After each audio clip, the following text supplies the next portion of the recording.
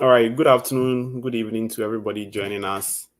This is virtual orientation for our friends coming into school this fall semester to the United States of America.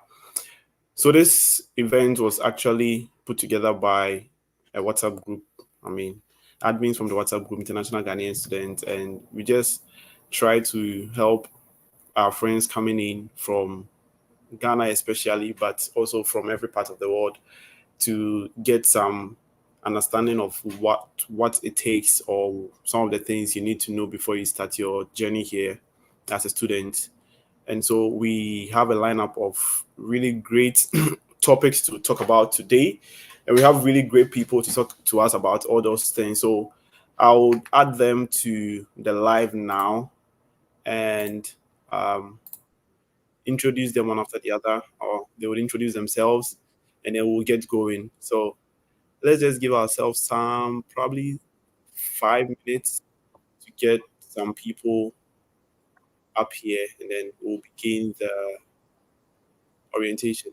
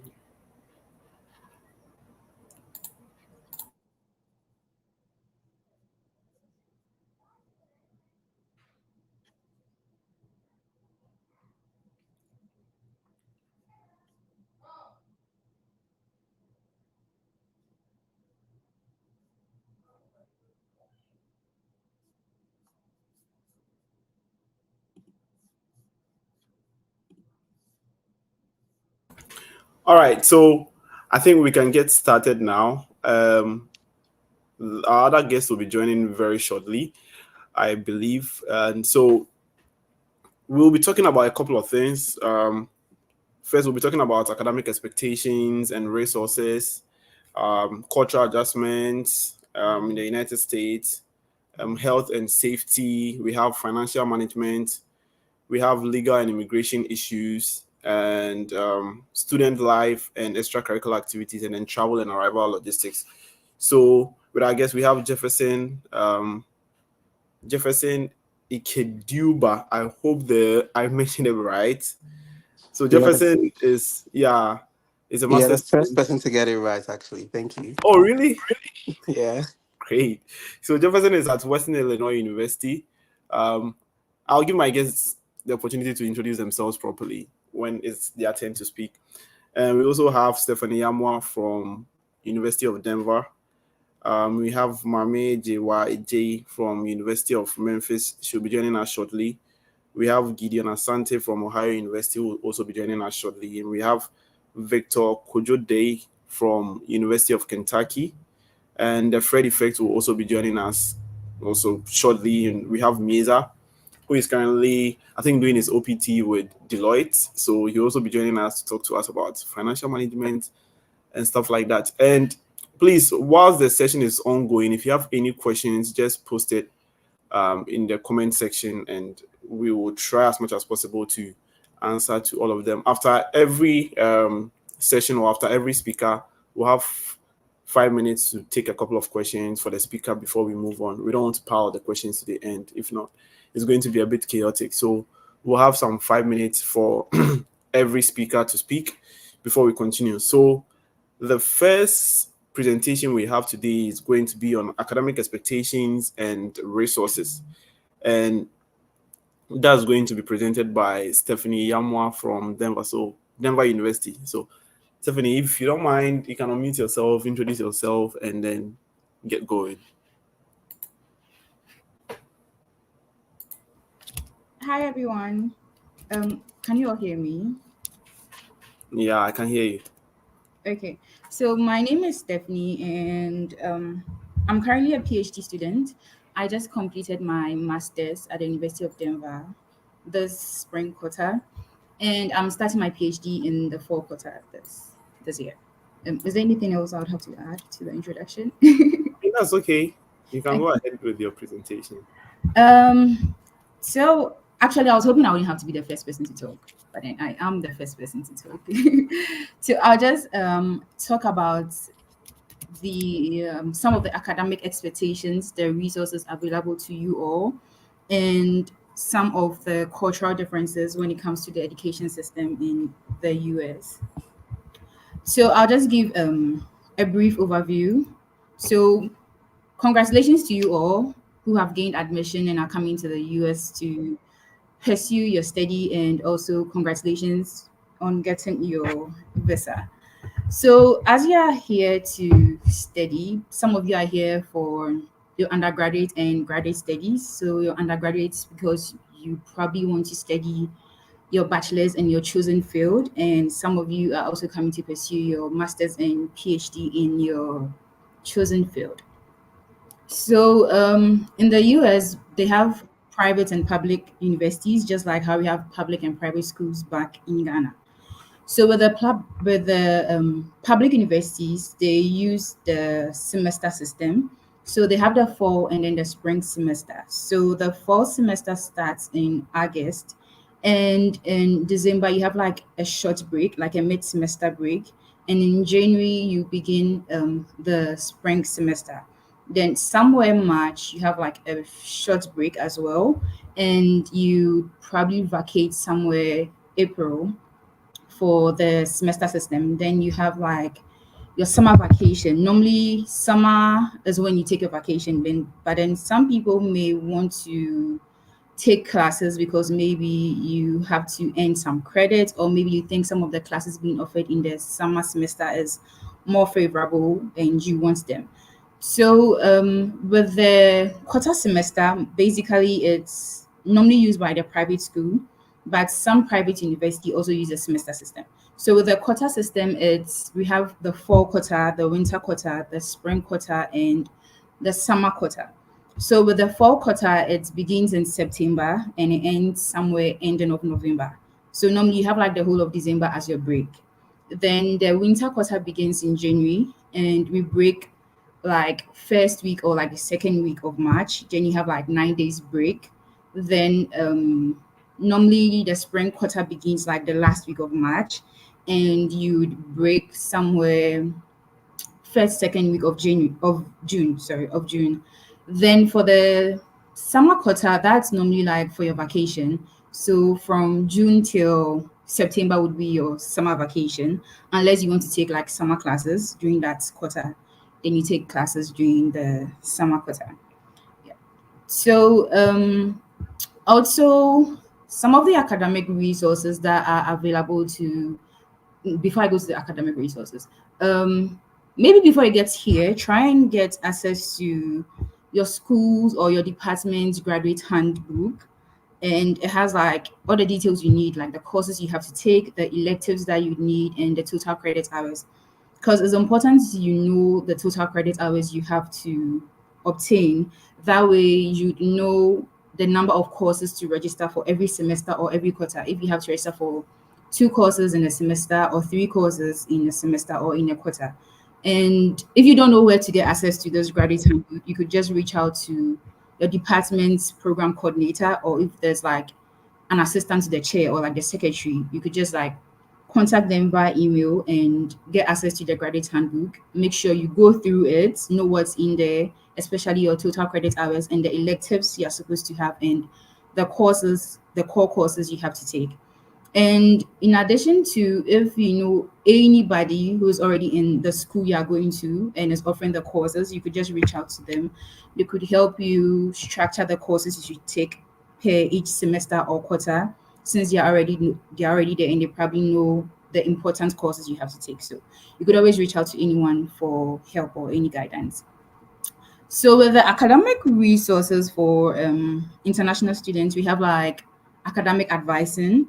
So normally this we have like advisors that are dedicated to you, and they can help you with your course selection and how to plan your degree and when to finish, and as well as any success strategy that you need.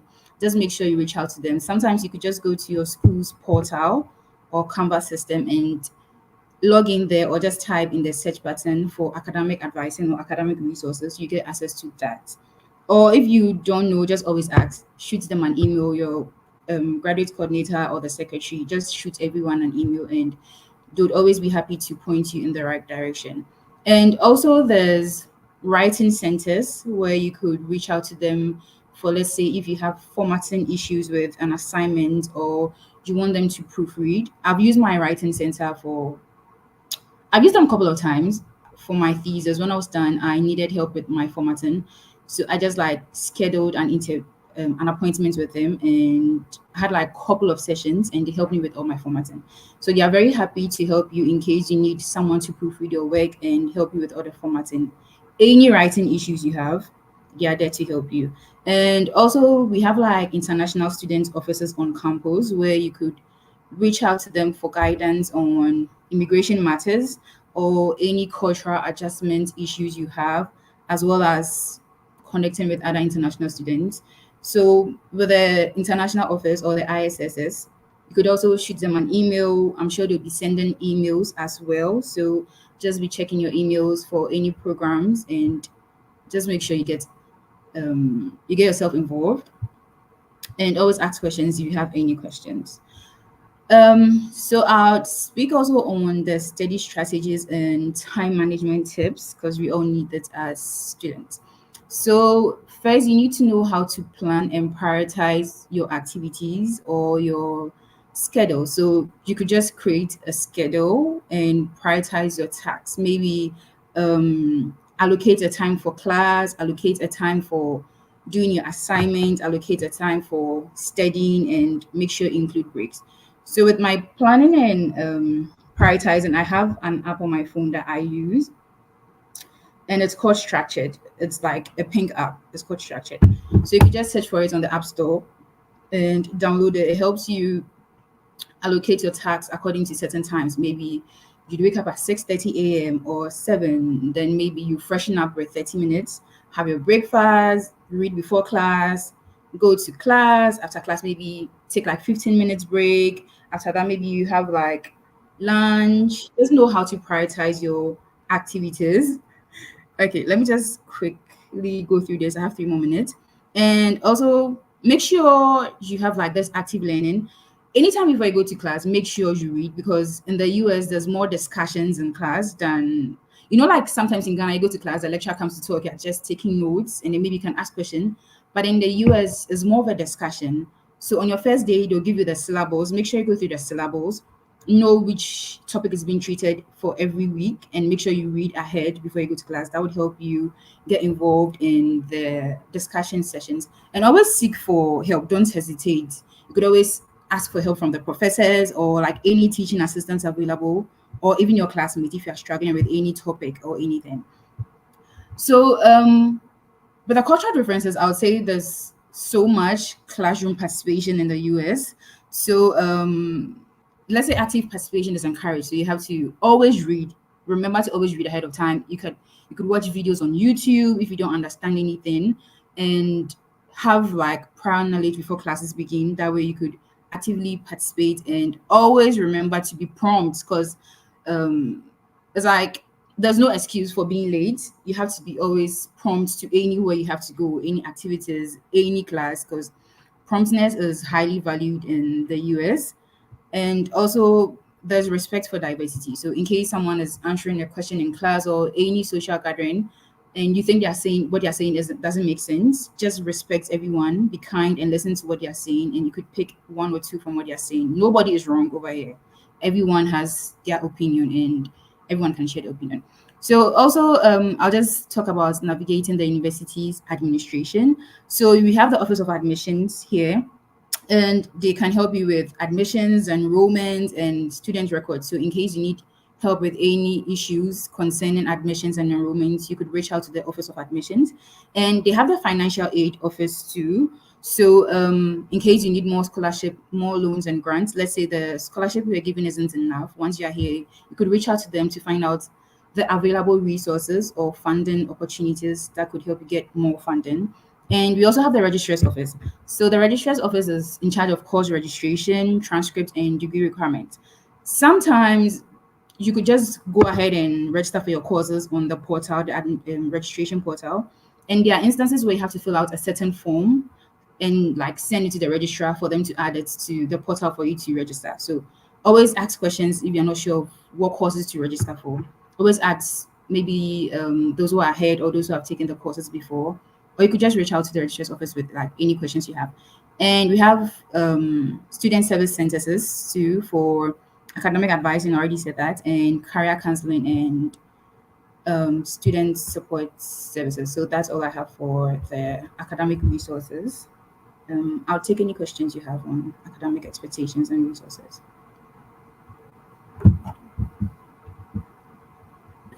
Okay, fantastic. Thank you, Stephanie. So I would just want to, I think some people did send out some messages. I just want to read them for you. So they mentioned that in terms of people who want to combine graduate assistantship and then registration of courses, what do you think should be the maximum credits that they should register for?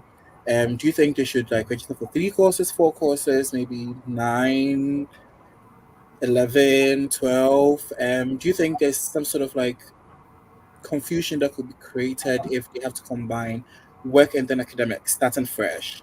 Do Okay. you have anything to say about So that? starting fresh, I would suggest you don't load yourself so much with courses since you're fresh. It's better to start slowly, get used to the system before you probably decide on adding more. But then also it depends on if your school uses the semester or the quota system. My school uses the quota system and I'm allowed to register for like just 2 courses. I'm a graduate teaching assistant too.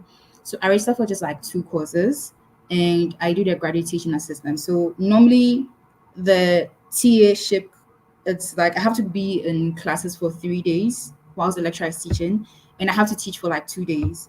And my classes are mostly like it could be like twice or like 4 times in the week.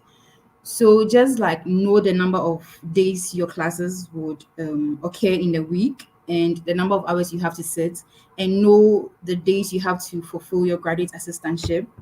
So just like combine both and just like weigh it and see how much you can take. But then I'll advise you once you're starting afresh, don't load yourself so much. Just start little. And then when you get accustomed to the system and the tax load or the workload, then you could see if you could take like 2 or 3. But then normally the semester system, they take like 3 courses in the system. Chrissy, am I right? 3 courses, right? For the Yeah, semester. and just to add up, I think mostly depends on the minimum credit hours a graduate assistant should take.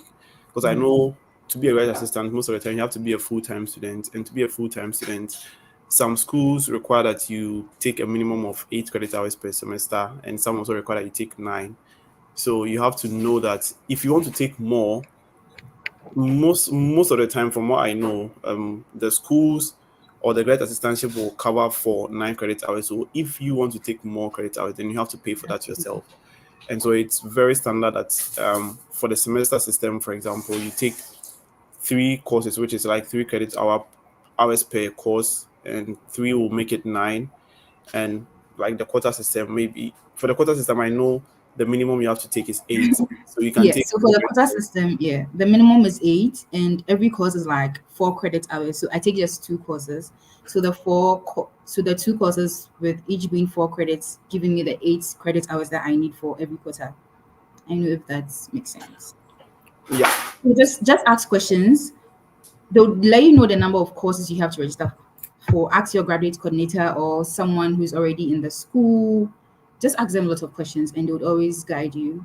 And know the number of, just check your minimum credit hours you're supposed to register for, and check the number of credit hours every course is. If it's 3 hours, or if it's 2 hours, or if it's 4 hours, then you know the number of credits to register for, or the number of courses to register for. All right. Thank you very much for your presentation. So that was on academic expectations and resources from Stephanie from University of Denver. So we'll quickly go on to health and safety, and we'll invite Victor Kojo Day from University of Kentucky to speak to us on that. Victor, are you ready? Yes, I am. Thank you very much. And So can you start by thanks. introducing yourself a little bit and then going on with your presentation? Yeah, sure, I will. So my name as displayed underneath, uh, Victor Kojude. I like to go by Kojude. I am a doctoral student at the University of Kentucky, getting to my second year. And currently the president of the Graduate Student Association of Ghana, USA, GRASAG USA. So before I even begin, I just want to warmly welcome everyone coming to the United States to actively join this association, as what I'm going to talk about is also going to fall on having community, a sense of community. So GRASAG USA is one of the places you can seek respite when you are challenged. So, of course, as you embark on this journey, there are a few things I just want us to discuss while we navigate our life in this new country, especially maintaining a good mental health and also understanding the US health system or the health insurance system. So we all understand and know that once you transition from a new country, from your home country to a different one, the excitement is it could be very exciting and challenging at the same time. Once the admission letter comes and you're about to transition, you are so much excited because you've put in a lot of effort into this, and then it's all about excitement. However, it could be very challenging and frustrating too. You're going to experience different cultural differences, homesickness. Sometimes when I talk about having experiencing homesickness, people think it's never true because I want to leave Ghana, I want to Japan. You come here and you realize that it's different. But that is for the cultural aspect, so someone will talk about it. But all that I'm trying to say is with the academic pressure and all that comes, it hugely impacts your mental health. It will hugely impact your mental health. It is very much important that you are made aware of these changes before you transition here. But there are a few strategies that has helped me and I would want to share with you as you make your way to transition here. One of the first thing I would want to talk about is, of course, finding a community here. And as I've indicated, GRASAG USA is open to welcome every new member. We will share our links around so that people can join and stay connected and have that family. You would also need to keep in touch with your family and friends back home, and also make the effort to make new friends here. Social support is very, very important.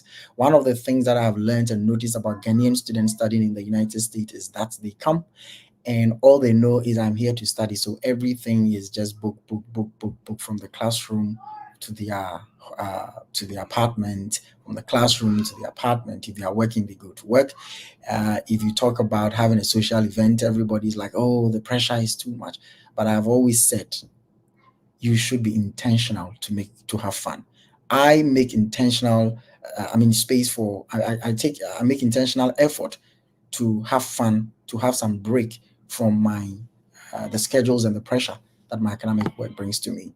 I make this fun. When I was at Ohio University, sometimes I just go to watch basketball matches. I just go to watch American football. I don't understand how the game is played, but just leaving my confines, my room, to a different environment where I'm seeing new things and laughing, smiling to whatever I don't even understand. I come back home refreshed and replenished. you must make that constant effort to engage in that. Your schools, I don't know about all the schools in the United States, but some of the schools, international student and scholar services, may want to organize some trips for you as a way of integrating you into that. Make time to go. Sometimes you may be charged $20, $15. I've had a lot of people say, oh, this is expensive, I don't want to go. I mean, how am I going to waste this? And they will not go, they will stay home, or somebody will tell you, I have an assignment to catch up with. We go for these events, we come back and I ask them, have you completed the assignment? They haven't done it.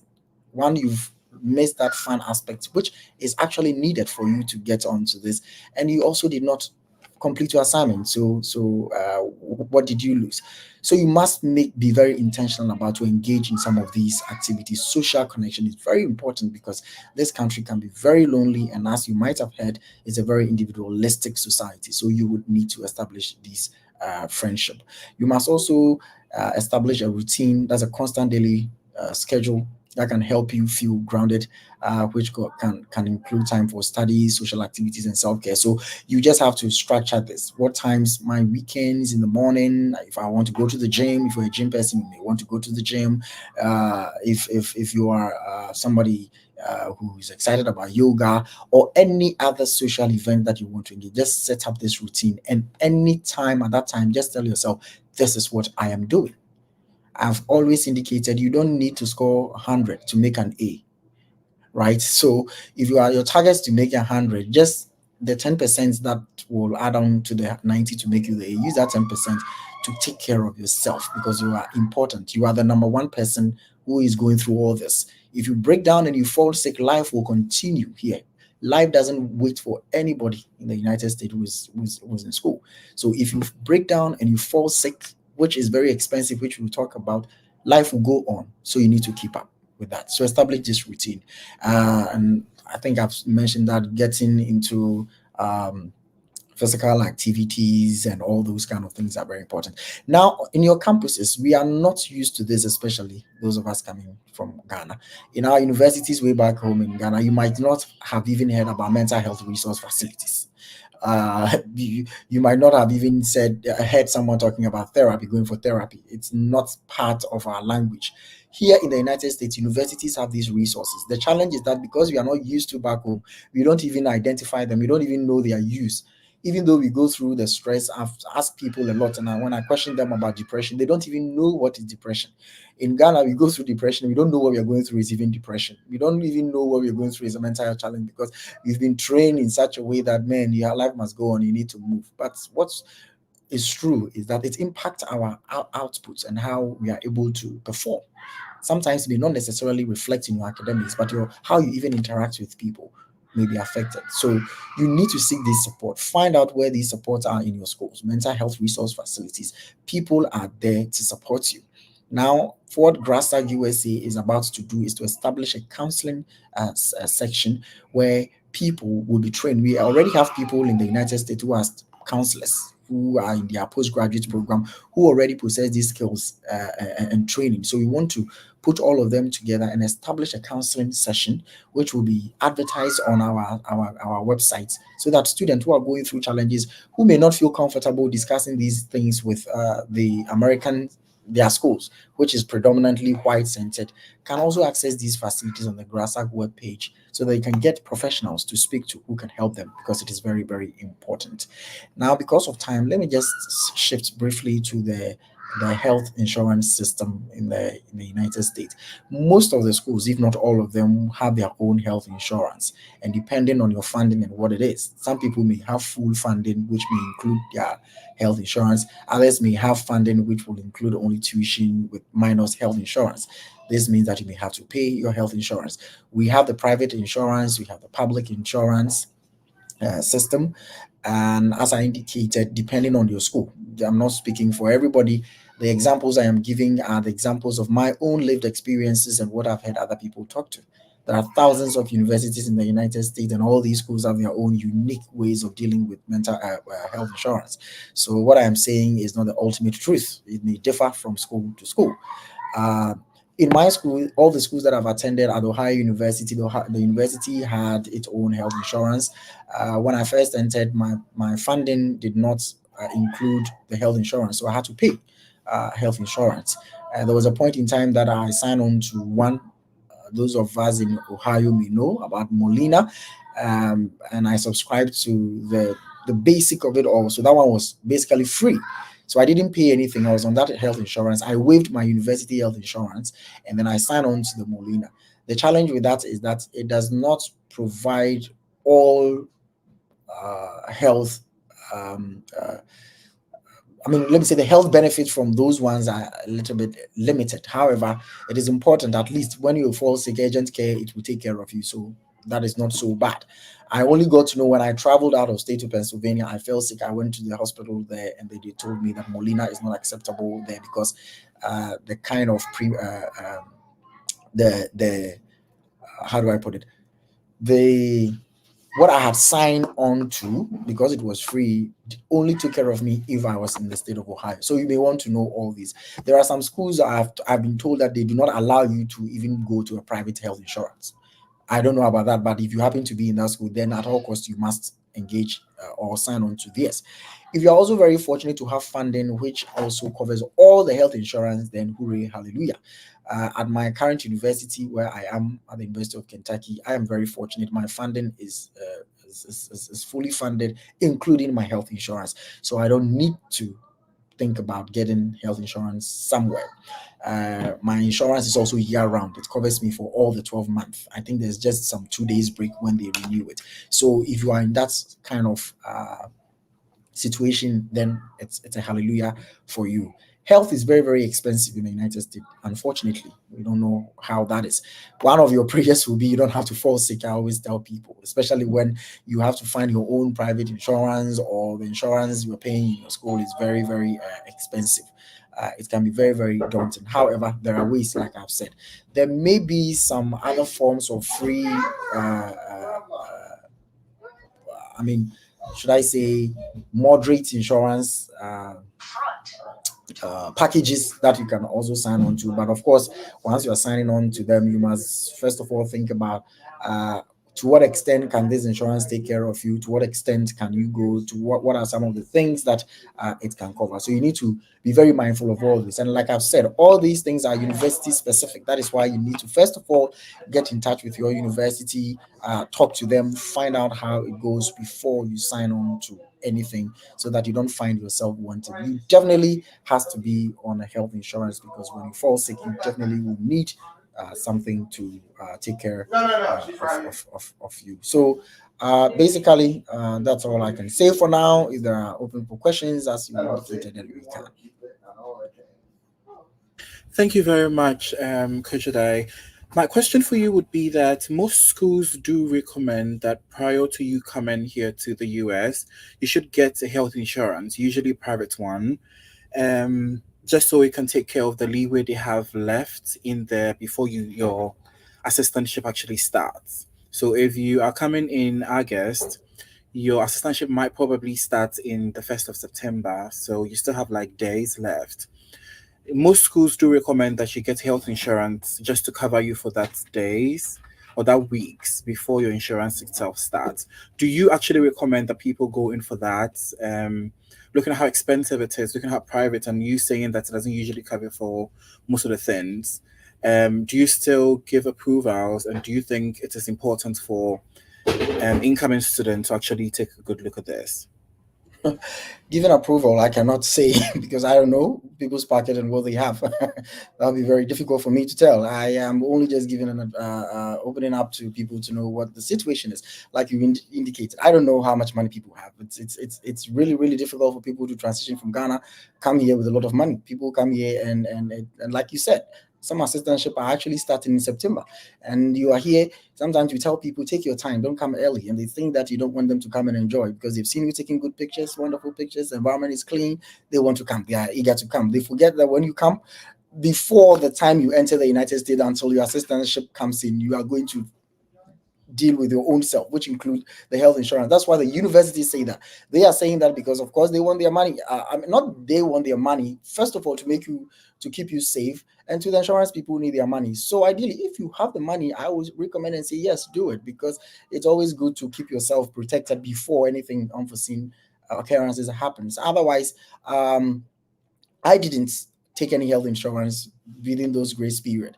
When I was transitioning to the University of Kentucky, I was already on Molina, and I was already in the United States, and I had signed on to a year-long health insurance plan. So before I transitioned, I was even though my school gave me full insurance coverage, I was still on Molina until the year ended, and then I signed out. So it depends on how much money you have on you to be able to sign on to this. The Molina that I mentioned is unique to Ohio University, and I do not know. I do not know how. I'm sorry, there was some interjections. I do not know how much it's going to cost for the other health insurance, but definitely you're going to pay money. If you have the money, fine, you can pay. But then, if you do not, my advice is, I know by now people have already bought their tickets and are already coming in. I would say, hold on, get here around 13th September, or August, depending on when your orientation actually starts, so that you just have some 2 weeks and pray you don't fall sick. So before your assistantship comes. So that's the answer I can give now. If you have the money, go in for it. If you find something that is free that can help you out, that's also okay. You can go. Fantastic. I noticed that you also didn't touch on like first aid, because we do have people usually talking about first aid and things, what to pack. I know Christy might want to tack on a few things, but then do you want to share something about like first aid, what to pack? When you talk of first aid, I don't get it. First aid, as in like I don't get it. Yeah, if you could explain further. Okay, good. So most times people want to know if I can pack like antibiotics into my bag. Can I pack like okay, great. I mean, I came with malaria, anti-malaria, whatever. I came with antibiotics. I threw them up later. Yeah, because you can't get antibiotics here on over the counter. Everything is to be doctor's prescription. There are over-the-counter medications that you may, like cough mixtures and those kind of things. But antibiotics, which are very common in Ghana, you can't get it over the counter. It should be with a doctor's prescription. So yes, you can bring all these things. That will be very important and helpful to you. So yes, you can bring them to keep you safe for a while before you find yourself wanting, because like I said, you would need to go to a doctor to get prescription for antibiotics and some medication. So yes, bring some if you can. All right. Yeah. So I think that was what I was about to talk about. Because I think they don't really have malaria drugs here. And the last time I wanted to do the only dewormer I was seeing was dewormer for dogs and cats. So I had to let a friend who was coming from Ghana then buy me a couple of them. So some of these common drugs that you use often in Ghana, because I know when I was in Ghana, I used to get cold a lot. So when I was coming, it was one of the main things, like Pro-Cold and those kind of things. There were some of the things that I added to my stuff. And then like basic first aid, at least for the first 2 weeks where your school's insurance has not kicked in. Or I know some people, as Victor said, some people have already booked their ticket, or some are already here. And so at this point, probably you don't have insurance and you wouldn't want to visit the hospital at that point, because I must tell you, like, healthcare in the US is very expensive. So a 5-minute doctor's appointment can cost you thousands of dollars. So if it's like mild headache or maybe a fever or something that you wouldn't want to go and see the doctor at that point without insurance, I'm telling you. So with that, you can use your drugs that you have from Ghana and then try to work on that, and yeah, so that you'll be safe. It's very important to get these kind of drugs. Okay. And one last one I would want to just add before. So do not call 911 when it's not really urgent that you need it, because I've always heard this a lot. I've seen them on social media when people are talking about the US health system and how quick it is. You call 911 and it comes. I've had a friend who just wanted to try and was amazed at the bill that he had after calling 911. I've even seen videos on TikTok where real Americans, they've called 911, the ambulance is coming, they are running away from the ambulance because the bill they will bring to you after that call, you will be amazed. So don't just say, oh, you have a headache, a mild headache, code, I'm calling 911 because when I call, they will come. Yes, they will come, but you pay through your nose. So only call 911 when it is very, very urgent and it's life-threatening. Thank you. Yeah, thank you very much. That I also have a friend who had that experience. It was really bad. It was a 5 minutes 911 call, and he was billed around $1,500 for that. So please, it's not for fun. Okay. All right. Thank you very much, Victor, for the presentation on that one. We'll be moving on to student life and extracurricular activities. We have Gideon Asante from Ohio University who will be talking to us about that. And I know Gideon is very active at Ohio University. He helps a lot of students who come in to study there, and he's also active in church. So he has a lot of things to say about extracurricular activities and joining clubs and churches and stuff like that. So Gideon, are you here? Yeah, I'm here. Yeah. So tell us about yourself. Oh yeah, your background. You're not in America, we know. we can see the difference. The difference. Okay, so, yeah, it's your turn. Just take us along. All right. So thank you for the opportunity. So as you introduced, I'm Gideon Asante, third year PhD student at Ohio University with concentration in environmental history. So for me, I think it's great for us to be part of this network right from where we start from and where we're going. And so to share a few insights on students' life and extracurricular activities. I'll start with a preamble that yes, we most of us have secured our visas now. And so the description is that you're a student going into the US to pursue either master's or PhD. But the question comes in, am I going to be a student throughout the duration, either 2, 3 years or 4, 5, or 6 years? And that's where the question comes in. What other things can I do in order to ensure that my stay in the US wouldn't just be about, in a way, bookish life or something like that? So I'll just start briefly with, I think we just talked about that aspect, the academic life. Yes, I mean, studies in the US, it's overwhelming. And someone would say it's not because of you that everything is going to change. Things will still remain the same. So we should be prepared for the academic task ahead of us. Amidst all these, then we also proposing or suggesting that it's not just about you getting yourself so busy with your books all the time. There are a lot of things or activities you can engage in. So you're going to have students' organizations on our various campuses, which we can join. So we have clubs and organizations, whether for social or religious purposes.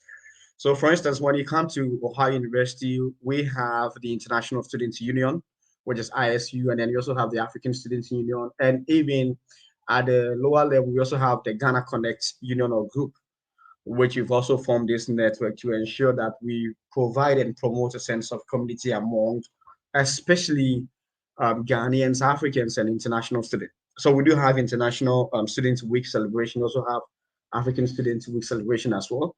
And so we entreat that when you find yourself in any of the institutions or where you're going to, you can make time and be part of some of these organizations. And there are also religious groups also on campus, depending on where you're going to find yourself. And as Chrissy indicated, yes, for Ohio, so for instance, we have a Ghanaian church, which is the International Christian Fellowship, ICF. And we'll be glad to have some of you be coming to OU this semester.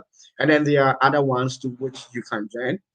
I wouldn't be here to preach to you, but basically once you're moving out of where you're coming from and you find yourself in a different environment, you still need and stay committed to what you're doing back home. And that's very important. Now, as part of that, also comes in what other activities can I engage myself in? So here we're looking at the sports and recreation activities. You might not be good at maybe a particular sport and activity or whatsoever, but you can also make time. And even if you don't like it, just give it a try and then join it. So it could be soccer, it could be volleyball, it could be table tennis, depending on what you think you can join. So when it comes to Ohio, I think coming back home, especially for this summer traveling, I see the guys going to play every day, and I go like, well, I'm missing this these days because when I go back and the semester takes off, we likely not to get more of that. But it's also part of what we're doing. So we entreat that please you have to make time for some of these activities. If you know how to play soccer, just get your soccer boots and other stuff before you get in there. For me, coming back, I've been able to secure a few other things that I'll need when I go back or when I find myself next week as well. So you also have gyms and then swimming pools that you can also go to. I'm sure most of your apartment will have some of these facilities in there. There are days you're going to have maybe parties in one apartment, depending on where you stay. But especially in our case, we do have that.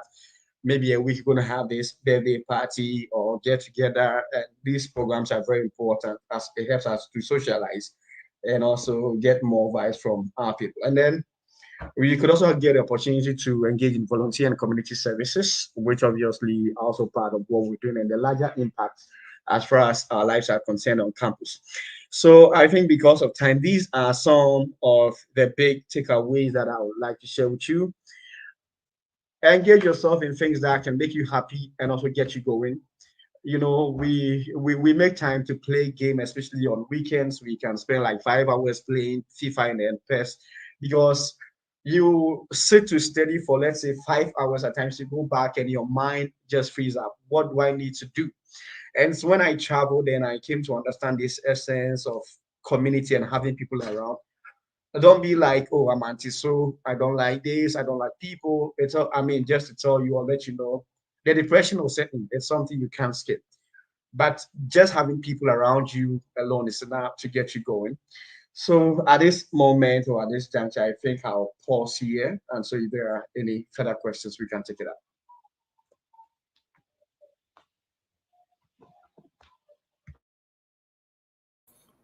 Okay, so I think we don't have any questions in our chat box or anything yet. So if you are watching and you have a question, you can type in the comments section, and hopefully by the end of all the presentations, we'll be able to tackle them or talk about them one after the other.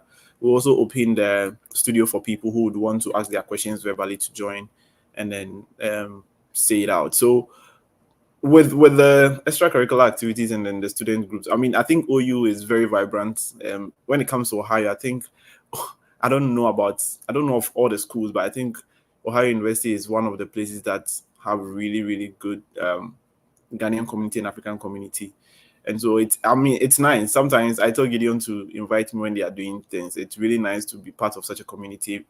It kills some of the homesickness that you might have whilst you are here, because it's one of the most difficult situations for international students who come here feeling homesick and stuff like that. So if you have a community like that, playing football, like just meeting up once in a while, having picnics and stuff like that, it can really be helpful. So try as much as possible to connect with fellow Ghanaian students in your school or African students so that you can be part of some of the activities that they do. All right. I thank you, Gideon, for sharing those thoughts with us. We'll go into financial management with Mieza. So Mieza also came in the fall of 2022 at Southern Illinois University, Carbondale. I think he's done. Mieza, are you still doing your OPT? Hey, boss. Yeah. Deloitte. Hi, guys. My name is Mieza with Southern Illinois University. I'm talking about financial management. So first off, I'll start by congratulating everybody here. Good job. And then I know for sure that you're all coming here for school and for money. So it's good to start off on that note. Once you get here, first thing I'll say is that open or create a bank account. It can be a local one in your region. The one I had in my school was just in the Southern Illinois area. But I also advise that you look at the ones that have national coverage. So open a bank account to manage your finances because you need that going along if you plan or intend to stay in the US. And then be mindful of the fees that they do charge. Most banks don't charge transactional fees, but the type and nature of the account will determine if they should charge you every month or not. So as a student, you have access to creating a student account, be it checking or savings. And I think student accounts don't attract any fee. And it also comes with slight interest monthly on your savings. I also talk about budgeting. Create a budget, track your income. because as you're coming, you'll be getting money, income, and then you have expenses to be it tuition, rent, groceries, transportation, entertainment, and tap sending money home. So you have to create a budget and make sure that you are tracking both your income and your expenses. Always prioritize the needs over the wants. Don't let the flashy lifestyle catch your attention and your eyes so quickly. Using the latest iPhones or the MacBook Pros, and I'm not against that, please. I think almost everyone has some anyway. But when you come in fresh, what I can tell is that give yourself some time. You acquire everything just by being here. It will come to you naturally. And then you can also take advantage of some offers they will have, or sales and discounts, which I'll talk about soon. So just prioritize your needs over your wants, because your rent, your tuition, your groceries come first before the Nikes or the Jordans. So you can also use some budgeting apps. When you go online and then you search, you can use your spreadsheets from your laptop to keep track of your money. If your bank account statement is not enough for you, just do that and then take care of the needs before the wants. About earning money, most of us are coming in as graduate assistantships or coming in on scholarships. Congratulations. And then for those who do not have any of that, do know that when you reach out to your international CIE, mine was called Center for International Education, your international office, they will let you know what you can do and what you cannot do. So if you can take up any part-time jobs on campus, please go ahead and do that. And then if you're allowed to do anything outside of campus, everything I'm saying is what you're allowed to do. Please take note of all those ones, reach out to them, and then get going on those things to earn more money aside studies. Also take the opportunity to engage in some internships. Do some internships when you're in school and you're on break. Even when you're in school, if it allows for you to still go to school for free and have an internship during some of those semesters, please take charge of that. Someone already talked about once you get here, you can also reach out to financial aid for more scholarships and grants. Please do that, because there's more money to be given out to people. So please take note of all those ones. And then once you get here, please still go in search for extra income. I got extra scholarships, like $1,000, like 5 different ones also when I was in school, because you see it, you apply for it, and then they give it to you. We went for one that award ceremony, and then they mentioned our names. We were 2 Ghanaians from my school, and they said the whole US, Southern Illinois, St. Louis, Missouri area, no one applied for it. So we're just the 2 people who applied. When you hear putting the application, it costs nothing for you to apply for those ones. Managing your tuition and fees is what I'll talk next. If you are not on a full scholarship, when you get here, go to the financial aid office or the bursary or BESA office, and then let them talk to you about payment plans. If it's good for you to enroll on a payment plan, please do so. If you have the lump sum of money to pay for your tuition, you can also do that. And then understand the costs that come with it, because I think when you put yourself on a payment plan for your tuition, it comes at a cost. And then if you don't enroll on the payment plan and you miss your payment deadline too, it also comes at a cost. So you can play around it.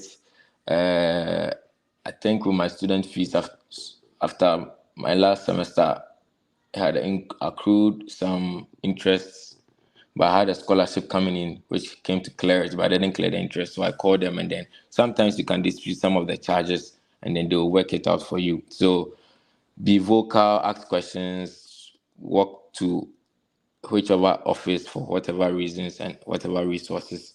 When it comes to money, please don't sleep on it. Once you hear about it, act now. Seek financial aid. Some universities offer financial aid or emergency funds for international students. So please do seek those ones. And then with the talks about credit system coming in Ghana, I want to talk about credit and loans in the USA. So once you get here, you hear about credit score, credit cards, student loans, and then building your credit history. So our mindset as Ghanaians, some of us Ghanaians coming to the US for the first time, we are afraid of debt or loans. So some of us try to stay away from that. But if you know you're going to just come to school and go back to Ghana or your home country or leave the US after school, that's fine. You don't have to apply for credit cards. But if you are going to live here, if you want to buy a car on loan, if you want to own a house, which at the start you might have to do that on loan, just know that they will need your credit score. And the better your score, the better the interest rates. So I know friends who started off with 24% interest rates because on a car they bought after school because no one told them about credit card and credit history, and then they didn't have a score. They've refinanced and they are around 12% and all, which is still high. So you would want to get a credit card as soon as you get here. From most of us do the Discover Student credit card at the start to give you a credit of 2,000. You don't have to use it if you don't need it, but I would say that to be able to build your score, just run it. If you go to Walmart, you may have money in your bank account. Just use your credit card to swipe at Walmart. Once you leave Walmart and then you go sit in your car or the bus or whatever, just make the payment on the credit card. That's it. It is going to run it and it's going to help you build. Use your credit card to buy stuff, and then right after buying, if you do have the money, you can then pay for it. Never miss payment on your credit card. Please don't miss payment on your credit card. Each time you apply for credit after the first one, they will do an inquiry on your credit. So when you want to buy a car, when you want to buy a house, anything that requires you applying for loan, they are going to make an inquiry on, and all those ones are going to impact your credit. So be sure to not just go about if you're not ready to make a move like buy a car, don't go to the. You can go and test drive it and bypass the hard inquiry part. But if once you give them your social security number, you are sure that they are going to make a soft or hard inquiry on your credit, which is going to affect your score. So if you are not ready to make certain moves, don't use your credit to play. So that's about that for that. And then understand the terms and conditions of any loans you take out, including interest rates and the repayment plans. And then also know about don't just make decisions, because these are lifelong decisions. Some loans are going to be 30 years and all that. So when you're making any decision, read more about it. When they tell you the interest rate is this, ask about the APR, because that's obviously going to be higher than what they tell you, because effective and nominal rates are different.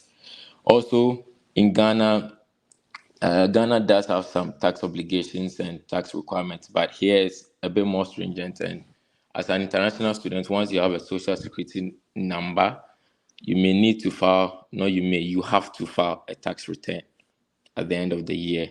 So be mindful of that. Once you get here, anything you get in the mail, don't just discard them.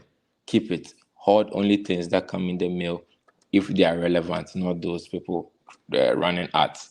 Anything that comes with a tax form, IRS, whatever, please keep it until the end of the year and when you have to file your taxes, because it will help out when you apply for the healthcare systems they are talking about. All those impact your tax returns also in a good or bad way, depending on how you want to navigate it. So you have to file your taxes. Keep that one in mind, and all your transactions that you do, just keep that in mind and keep things not receipts, because you might do standard deduction. Okay, create an emergency fund. This is slightly difficult as a student because your stipend might not be so much, but I mean, based on your standard of living, aside your savings, don't save just to save, because you might get up the next day and lose something.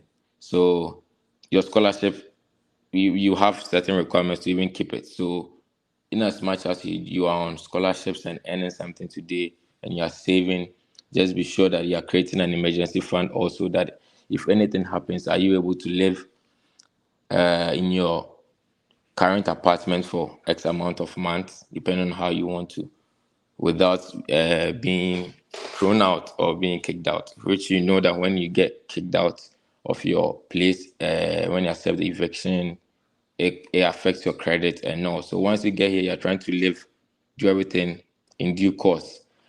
Health insurance, which they already talked about, so I wouldn't talk about, but I'll lastly touch on seeking financial education, because most universities offer financial literacy programs and counseling services. So I'll say that if you don't know, just go there, seek information, continuously educate yourself about the financial management, and stay updated on changes in regulations or policies that may affect you.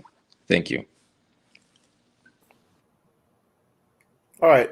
Thank you, Mirza. That was a really good presentation. I think you've covered almost everything that I wanted to say. But I think there was a question here. I don't know if you answered it whilst you were presenting it, but I will show it here so that this is from Marina. I said, what would be your advice to students who have high cost of attendance, but just about 10 to 15% funding, who plan on flying in first week in September? Like advice to you, for high cost of attendance, like, okay, because that don't come in the first week or what? Because if that's what you got, okay, well, if you are coming to this school and the funding is low, but you've got the visa, I would say that please come. Please still come, do come. But there are other ways that you can get better funding once you get here or not. I mean, you can get it or you might not also get it. But there are other schools which are less expensive and might give you better funding. And you can always transfer your service to another school for the same course or program, or you can change programs. So if that answers your question, apart from you seeking more funding in the school to cover the high cost of attendance, because once it's expensive, it is expensive, and they are not going to lower the tuition because of you. So either you change schools, seek more funding, or live very, very minimal. Okay. All right, so that's very important, especially if you have high cost of attendance. Most of the time, what I tell people is that if you have such cost of attendance and you've been able to secure your visa, congrats. Don't stay in Ghana. Definitely, you should come. But before you come, you should have some plans on how you are going to cover it, because these schools don't joke with their money. Like, they don't joke with it at all. So you should have some plans on how you are going to pay it. And once you get here, start visiting offices, especially the ISS office and some other offices. Try to lobby for additional funding from your department, or like look for GAs from other offices so that it can help you. Because with such a cost of attendance, trust me, you will think that, oh, they will give you some time to pay. I know in Bowling Green, for example, when I first came, they wouldn't force you to pay everything at once. I mean, they'll be adding interest, like 1% interest every month that you don't pay. But now they want you to either set up a payment plan or you drop out of school.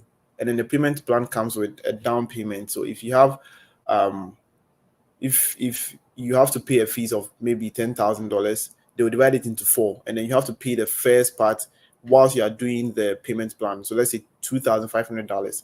If you don't have that $2,500, you cannot even enroll in the payment plan in the first place. So get to know all these things before you come, and then try to have a plan in place from the first day, or especially whilst you are still in Ghana and planning on coming here. I don't know if that answers your question. And Mirza, there is another question. Does using a credit card comes with interest? For Discover and some of the student credit cards, they give you first year or 1 year, 6 months, or 2 years, correct me if I'm wrong, for free or without interest. But no, correct. The business of business is business. Everybody's running a business to make money. So of course, nobody's going to give you money for free. Eventually, the interest will come up. I think a way to bypass interest is to have a zero amount due on your payment due date. So if you do have the funds to run it, like how I described it, use a card for credit utilization purposes, which should be 0 to 30%. If you use more than 30%, means you really kind of rely on your credit card. So 0 to 30%, but still keep on using it. If you need money, use it regardless of whatever. But if you're able to maintain all their requirements, which when you get the credit card and you open their app, they have all the requirements stated there, then you'll be good to go. But yes, credit cards do come with interest. Yeah, Ms. I have a final question before you go. With tax filing, for example, I know some people will file taxes and they will end up owing IRS. Some of them decide to overlook it and not pay. What advice do you have for them?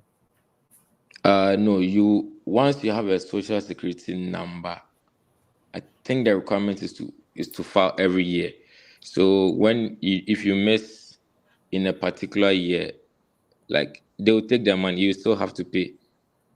So you try to be in good standing, and these things also go in your own favor in the long run. When you never know, you become a citizen, you're looking for some contract, whatever. Like if you look at the future, just try and do everything right today. So if you have taxes to pay this year, like talk to people. Okay, there's always a way around it also. So I'll say that one notion that I got right when I got here, I cleared from my mind. I mean, Ghana is more about keep things to yourself because people have bad minds. But here it's more about once you say it, you're going to get help. So bring that mindset here instead, and then just talk to people. I was supposed to pay taxes of like 4K the last one I filed, but I ended up talking to someone who made it to work, and I rather got money, an X amount, which was the highest I've gotten so far. So just talk to people and they'll make it work for you. All right. Okay, thank you very much, Meza, for that presentation. If you have more questions, you can keep it. We'll definitely take more at the end of the webinar. So the next topic we are going to talk about will be legal and immigration issues.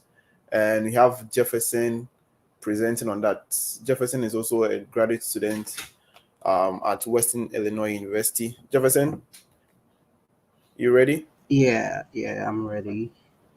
Good afternoon, everyone. I think Kwesi has already introduced me. So my name is Jefferson. I'm at Western Illinois University, and I'm pursuing a graduate degree in Geographic Information Science and Cartography, or what is generally called or known as GI Science and Geoenvironment presently in many circles. So I'll be dealing with legal issues, and I'll try to go through real quickly. And before proceeding, I would like to indicate that I'm not a lawyer. I'm not a legal practitioner. So please do not take what I say to be the gospel. I would appreciate if you verify for yourself. You could ask any one of us. You could ask the newly inaugurated president for GRASAG USA, Victor Kojo Day. You could ask Kosila. You could ask anybody as well. Yeah, and they would either verify the information I give you or tell you, oh, maybe there was a problem there. And then you could also educate me because we are all here to learn, even though we have more experience out here. So I have a presentation because I thought we were all going to make presentations. So I will, just a second.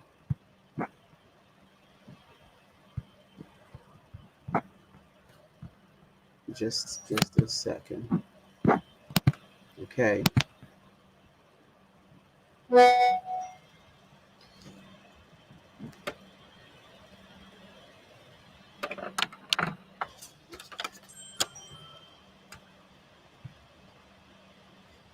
Okay, I think I'll just, okay, it's in now. Please, could you guys confirm if you can see? Okay, great, I can see myself too. All right. So, okay, so I'll just be giving you a very brief introduction into the immigration system, and some general immigration knowledge and things that are pertaining to the law whilst you stay in the United States or as you move to the US. And this may include those that just came summer. I have some friends that came in summer, they came in May. I have some that came in June. I have a friend that came just a couple of days ago. And this may be quite vital to you guys. So, yeah. So I think at this point, we all know what the non-immigrant visa is. I would like to think that we all know what the due process you have to go through and some of the laws that guide how to acquire the visa and some of the technicalities as well. But in case you have any question, please feel free to leave them in the comment section. Yeah. So I will begin by talking about how to maintain your F1 status. It is incredibly important. Now, the first thing I'd like to say is do very well to stay away from bad gangs. One, two, try to live within the confines of the law. It is incredibly important. They may not come after you immediately, but trust me, the day you slip up and the law catches up to you, you'll be in hot. I mean, you'll be in hot soup. Yeah. So I think was it Diana that I don't know if it's Diana or Diane, but somebody spoke about academic requirements, so I wouldn't talk about that. So she spoke about enrolling in a full course load. For some schools, it's 8 credits, some schools it's 9 credits. Yeah, but just try to stay within the confines and what is expected of you. Now, for employment, legally, you are allowed to work on campus only during school hours or during the semester or when school is in session, right? So you can work 20 hours a week on campus. Okay, you are limited to on-campus employment during the semester and off-campus during the summer or during the breaks. And even with that, I don't know if it pertains to all schools, but some schools require that you get some form of approval or authorization before you could even work outside of campus. So you get a job or an internship that is within the confines of what you are studying or that relates to what you are studying, right? Apologies for that. So you have to get something that is related to your program, right? So when you do that, you're able to work at least 40 hours a week. That is what I know, about 40 hours a week during the summer mostly. And yeah, that is the limit we have with respect to employment. So you have to try as much as possible to stay within these confines. Sometimes you may do something that is outside of these definitions, but and you go scot free. It doesn't mean that you do it some other time or in a different context or different, I mean, state or locality, and it will just, I mean, they would bat an eye. Okay. The United States practices the federal system of government, and this federal system of government allows each state some level of semi-autonomy. This semi-autonomy allows each state to have their own constitution, their own laws. They write their own laws. They have their own Senate. They have their own Congress. Now, the laws they make, okay, according to the federal system of governments, must be within the confines or within the definitions of the federal system. So each state must make laws that are consistent with what has already been established by the federal government. So you cannot make a law that is contradictory or that does not go along with it. You understand? So things change from state to state. You would always want to confirm. So for instance, I have a driver's license, right? My driver's license was issued by the state of Illinois. Now, I may go to a different state and the practices will be different completely. And it's totally normal. So when I go there, I would have to expect that I should catch up or understand some of the rules or regulations with respect to driving. You understand? Yeah. So I wouldn't want to waste so much time on this thing. So we'll proceed. Now, you'd always want to maintain a valid passport, an I-20, and also, be service compliance. It's incredibly important. With respect to the details, if you have questions, please feel free and ask. So when you come to the US, what do? The first thing you do is reach out to your designated school official, the DSO, okay, as many of you know. So you reach out to your DSO within 10 days, you officially let them know, oh, I'm now on campus. So there's a due process you have to go through, okay, as a new student. And they say, okay, this person has finally arrived on campus, you understand? Because the DSO is always in touch with the USCIS, okay, the United States and Citizenship and Immigration Services, amongst other bodies, okay. It is all to make sure that international students are compliant with the laws that have been established with respect to F1 visa, non-immigrant visas, you understand? Yeah. So also, you would have to notify the DSO of any changes that are pertaining to your academic program. If you'd like to change your program, if you'd like to change your school even. I had a friend who transferred from Rochester University, I think, in New York to Texas Tech, if I'm not wrong. He transferred to a school in Texas because the offer there was better, but that was after he got his visa. So they did everything. He reached out to the DSO and it took him through the requirement, and it was successful. He's currently in Texas, right? So that is also important. So you want to inform the DSO also of any changes in your finances. I can't stress this enough. I think the other presenters have even touched more on financing, so I'm just going to let that slide. Okay, so with traveling, when you get to the US and you like to travel, it doesn't matter where you're going to. As long as you are going out of the US, you must have your I-20. Now, the I-20 is an incredibly important document. It literally guides your stay in the US as an international student.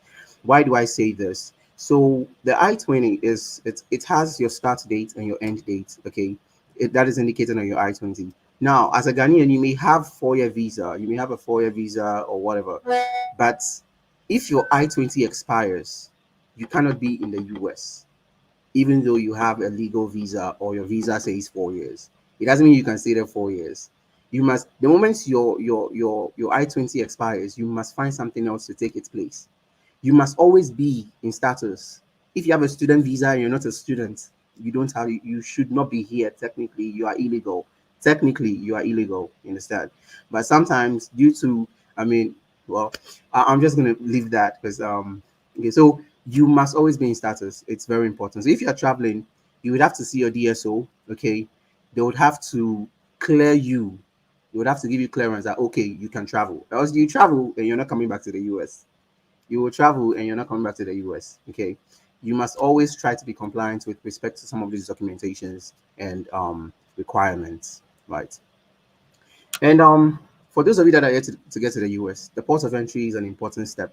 I'm sure many of you have heard rumors of how you would receive a forceful, I mean, clinoscopy, you receive a forceful anal exam, rectal exam, and stuff.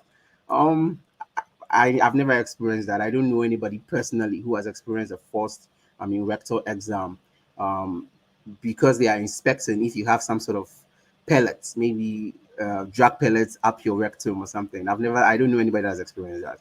But the port of entry is a serious business, though. It is incredibly important because it's you need that stamp in your passport because that stamp would indicate that you came to the US legally. If you do not have that stamp in your passport, that shows, oh, this person came to the US. They write the date and the I mean, yeah, I believe they write the date and the airport. Yes, the airport you came through. So if you do not have these indications in your passport, how do you prove then that you came to the US legally? Maybe you can do that through the I-94 if you do not have. I don't know if it's possible to use just the I-94 record to show that you came to the US legally if you do not have the stamp in your passport. But be ready to be inspected, to be asked some few questions like, do you have any organic food in your bag? Do you have any of this fresh food like fish, meat? Be ready to be asked those kind of questions. My best guess would be honest. You don't know, maybe they may want to inspect if you lie. I don't know, but I would say please try to be honest all the time. I know sometimes it's difficult, but try to be honest. Okay. Be ready to be asked questions like, what school are you going to? Where are you headed to from here? Especially if you came through a port of entry that is not connected to your city or your state. So, for instance, I came through JFK, right? I came through JFK in New York. When I got to JFK, I got there 8 a.m. It was a bright, sunny day, beautiful day. They asked me two questions. I think one question. Yeah, they asked me, do you have any fresh food in your bags, in your stuff? And I said, no, ma'am, I do not. She said, okay, welcome to the United States. Have a wonderful time. Enjoy your stay. That was it. She stamped my passport. She gave me back my I-20, and I went my way. I went to the baggage carousel to look for my luggage. So if sometimes these things are random, so you may be randomly questioned. Okay, sometimes people go through without any issue. Sometimes to try to behave normal. Okay, even if you are anxious or you're the type that you get anxiety or panic attacks, try to just act cool. Okay, because if you act suspicious, they'll treat you suspiciously. Okay, they may come, take you to a back room, do some examination, inspection, go through your stuff. Sometimes you look like, oh, maybe it is racial profiling. Sometimes it's maybe racial profiling. Sometimes too, it could be that you're just acting strange. Okay, so remain cool, keep your calm, stay cool. You understand? And everything should proceed smoothly. And when you get to the US, when you arrive safely, please try to generate your I-94 record through the website. One of the simplest way to do that is to go to Google and just Google I-94 record. Okay, it should take you to a website or generate some links through which you would enter your passport details, your full name, your legal name, as indicated on your passport, and you can generate your I-94 record. That record shows when you came to the US or the last time you entered the US legally, where you came through. Okay, if I am not wrong, yeah, but it provides some of these details, and you will need this. Trust me. They'll probably ask for it when you go sign your graduate assistantship documentation, because they asked for mine in my school before I signed my graduate assistantship contract. Right, so they may ask for it. I don't know how it pertains to other schools, but please keep some of these things in mind. Now, with I'm trying to, everything I'm talking about is with respect to legalities, legal issues, right? So now you're allowed to do something we call the CPT. That's a curricular practical training, right? And you do that during your study, And then the OPT, I'm sure many of you have heard OPT. OPT is done after your program of study. Okay. If you're in the non-STEM field, you get 1 year maximum. If you're in a STEM field, okay, if you're in a STEM field, you get 1 year renewable for 2 additional years, making a total of 3 years, right? So these are the things you're allowed to legally, okay? So whilst you're on campus, you can get a job if you're able to balance the requirements as a student, a graduate student, whether you are an undergraduate student to yeah. So I wouldn't want to limit it to just graduate students, but usually we deal with graduate students most of the times, yeah. So yeah, you're allowed to have your CPT. If you can do that, you work alongside, and it all contributes towards the credit hours you need to complete your program. Yeah.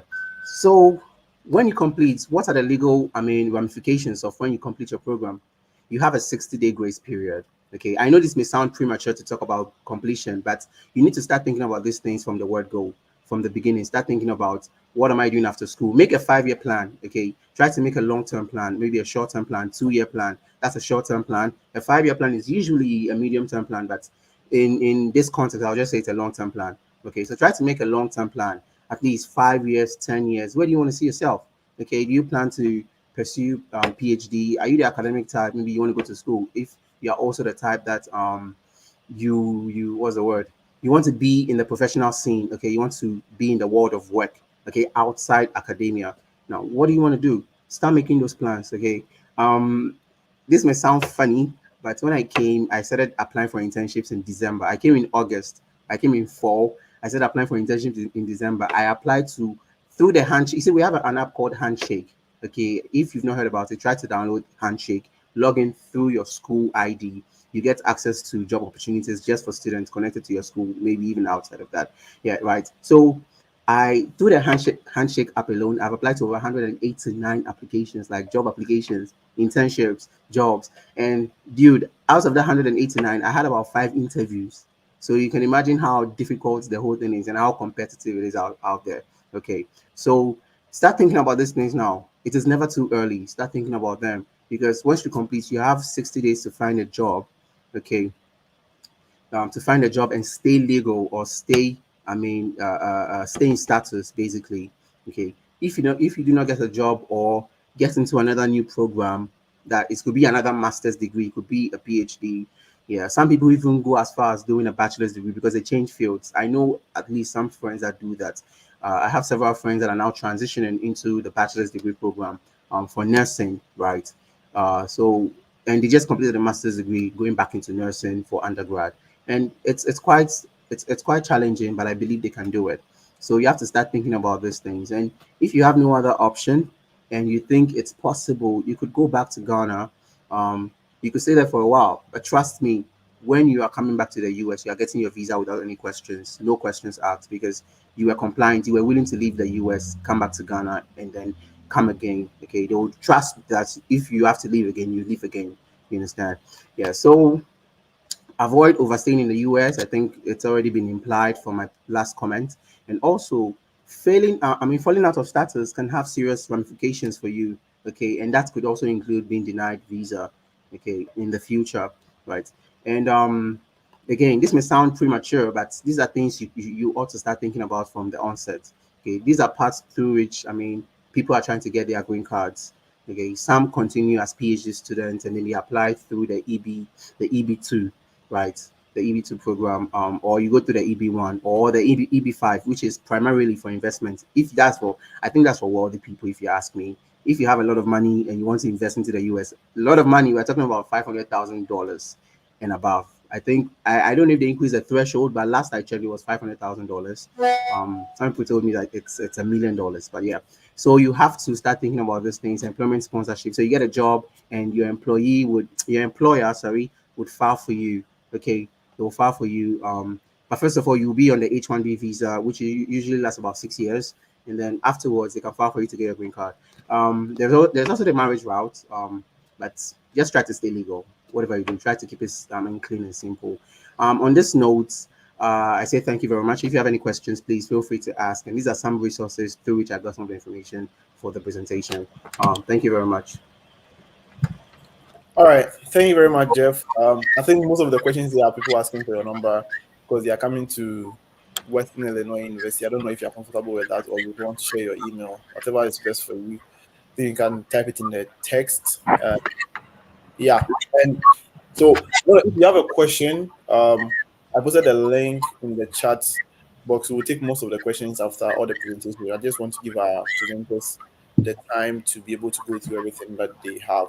I think up next is going to be someone that probably you've seen before, or I don't know, you probably heard of him before. That's the Fred Effect. He has one of the biggest content creation platforms or study abroad content creation platforms in Africa now, and he's going to talk to us about travel and arrival logistics. So you have your visa, probably you've already booked your ticket and stuff like that, but what else do you need? What do you want to what do you have to do before you get to the USA? So Fred, good afternoon.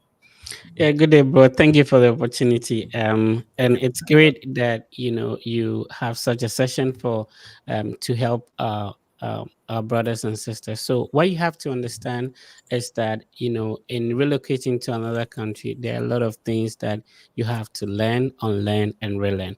So let's talk about the documentations. Understand that the visa does not guarantee entry, and I'm so sorry it has to be coming from me because I'm all about positivity and all that. There are stories of individuals who had their visa, they bought their flight ticket and they got their visa revoked. It is advisable that there are some things you need to keep it silent until it's successful. When you are pregnant, don't be putting your baby out there until you give birth, right? So there are some of these things you have to keep it under the carpet until you are successfully in the system.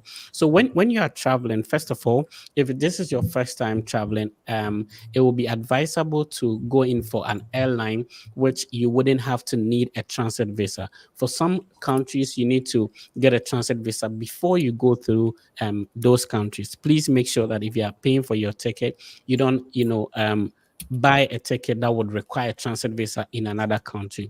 Also, make sure that you already have your document that you have to show at the point of entry in your carry-on. So they are checking bags, which sometimes you may not see it until your final destination. So they are your I-20, your passport. There are instances where people have their passport missing on their way to traveling. Make sure that you keep them closer to you, because at the point of entry and sometimes at certain transiting airports, you will need to show them. So get all those documents in a backpack, or for the ladies, you can have a carry-on bag that those things can be kept in. If you're a first-time traveler, I would advise that people might have helped you and probably would need things from you. Please, if you want to carry things from Ghana or from your home country to somebody, make sure that you check them very well. There are some things, if you carry them, it may delay you at the airport. You need to make sure that you open those stuff at in your house even before you pack them in your stuff. Don't let somebody package things and bring it to you directly at the airport. Keep them in your stuff and travel with them. It is very risky. Now, if you are transiting, if you're waiting at the airport, you have your carry-on with you. Make sure that even if you're going to the bathroom, you carry it there, because if you leave it, somebody might slot something into it that you may not know of and all that. Now, people complain about, I am finding it difficult to get accommodation before I travel. I'm finding it difficult to get somebody to pick me up. Remember that when you get your visa approved, you can reach out to the director of your program. One, you can reach out to the international office. If you are lucky to have a supervisor, you can reach out to them. If you're coming for undergraduate, you can reach out to the undergraduate office. Let them know that you have secured your visa. One.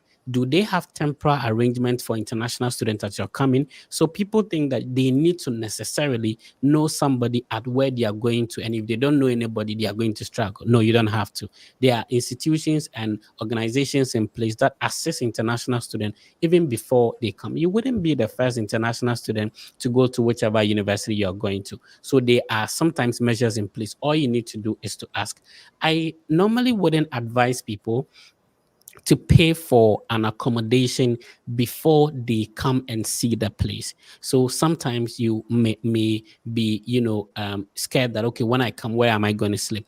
My suggestion based on personal experience is that try and get a temporary accommodation so that you physically inspect and see where you're going to sleep for the next semester or for a whole 1 year before you pay for it. If you follow cheap things and maybe you go and get an accommodation which is very far from where your department or your school is, you may struggle with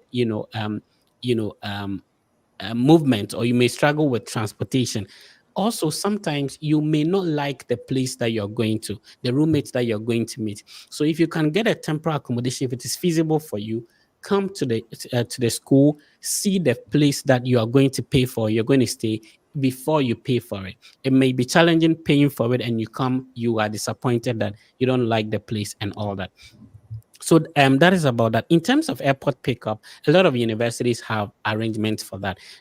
I recently posted in a lot of schools, Texas, Ohio University, Phoenix in Arizona, where churches, International Students Union, African Students Union are picking individuals from the airport. So if you have such an opportunity, sign up so that they will know that you are arriving. Communicate with them your flight delays and stuff like that, so that they will be prepared and you don't get stranded at the airport. So when you're traveling, to try and take care of your things. There was an experience somebody shared with me 2 years ago where he got to the airport, missed a flight, have to wait for the next day, and he fell asleep before he realized his backpack, which contains his I-20, his passport, his visa, everything is gone. So if you are traveling, make sure that you keep your things closer to you. If you are going to sleep, please do not sleep and leave your backpacks lying around on the airport. And also at the point of entry, if you are booking your flight, make sure that there is enough time for you to go through the immigration processes. Sometimes the time period in which you get to the point of entry, and of course you have to go through some immigration processes for you to be admitted before you can go for your next flight. Make sure there is enough time. Other than that, which happened to me, you miss your connecting flight, then it becomes problematic as well. Another thing will be that for those people who will be transferring to a different institution, listen up. So if, for example, you have school A, for some reason you want to get to the US and go to school B, my advice will be that do not transfer at home before you get to the US. Now, recently there was a lady who had such a challenge. He got admission to school A, but she wanted to go to school B. She got a visa with school A, which means, and everybody knows that when you get a visa, your service ID number as well as the name of the university appears on your visa. Now it will be a bit complicated if you have a visa containing school A and your I-20 is school B. Try and get into the system before you do the transfer, before you will have a challenge at the point of entry. Now, when you're coming, make sure that you have already spoken with the director of the program or the international office or the contact person whose name appears on your I-20 and who has also signed, just in case at the point of entry, they want to get in touch with the school. There are instances where people get to the point of entry but are not allowed to enter. So the fact that you hold a visa does not guarantee entry. So let's try and be careful. So there are people who probably work with agents and all that, and then the I-20 probably was not valid. They got to the point of entry. Now they have to verify from the school. If they had done their homework, well, probably they could have applied to a different school, which might have solved the situation and all that. It is a huge opportunity for you to get your visa approved and to have an opportunity to get here. I am excited for you. I'm happy for you. You should be excited. There are a lot of things that, just like I said, you have to learn, unlearn, and relearn. People have been through the process. People are already in the process. When you are taking a step, please ask, seek for advice, seek for suggestions. Everybody wants the collective, everybody wants you to succeed. Everybody wants you to be successful. Don't regret. And most international students fall prey to, scams and all that. You have to be careful who you are dealing with and everything. And yeah, the journey has now begun. It looks as if when you started the application process, that's when the journey began. But to be honest, trust me, the journey has now begun. The system is a little bit different from what you are used to. There are a lot of things you have to unlearn and relearn, and hopefully everything will fall into place. And of course, every international student has one challenge or the other.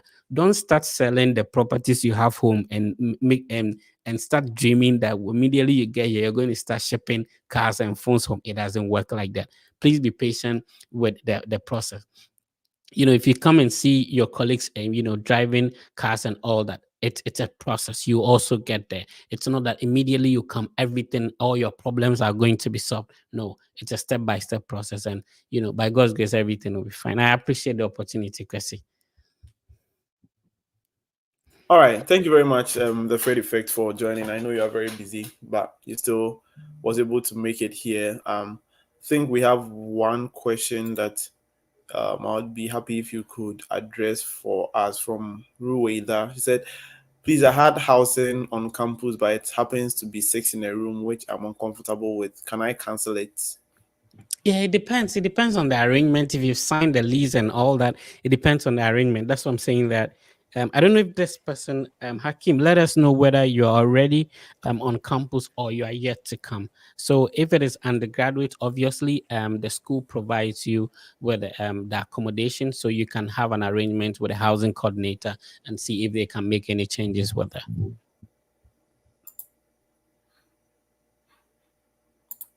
Fantastic. So we do have some other questions again. This one says that I will be having my interview on Thursday, but I will be coming to the US next year and would like to apply for a different school. Will that be a problem?